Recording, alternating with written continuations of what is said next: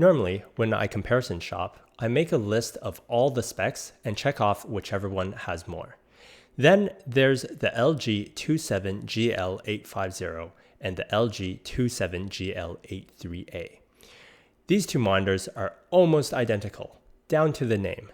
In fact, you have to really look at the spec sheets only to find out the color gamut specification is different. But how about the picture quality of the two? Welcome to another review from Reviews for Life, and let's take a deeper look at these two devices. Besides the glossy box, the 850 also comes with a box to hold the accessories, while the 83A only comes with a plastic bag. Physically, this 850 and this 83A look exactly the same, except with an additional USB hub on the back of the 850. Now, let's talk about that display. This is where things get interesting. Specification-wise, they're almost identical, except for the 850 using a DCI P3 standard, while the 83A uses an Srgb standard. After spending way too long digging into what these standards mean, here's the nitty-gritty. The Srgb standard was a way for scientists to reproduce color as seen by the human eye.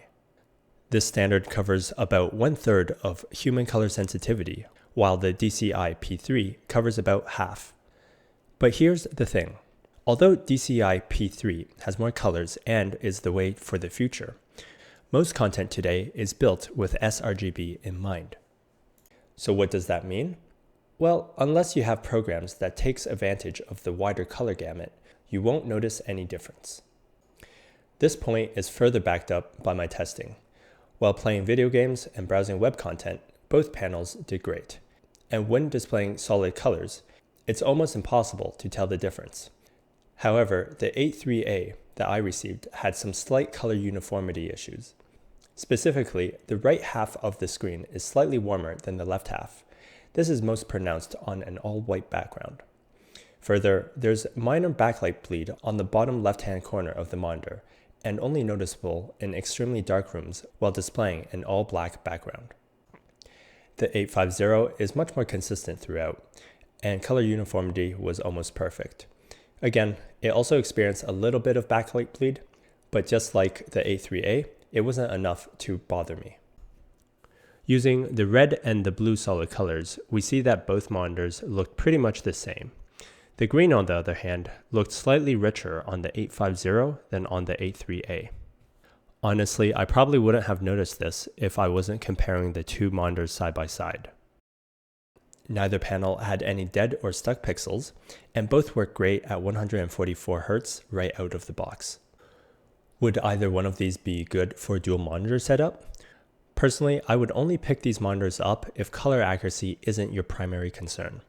I would pick up the 850 as a main monitor and the 83A as a secondary monitor, just because the 850 seems to be held at a higher QA standard. So to summarize, both the 850 and 83A are great monitors aimed at gamers.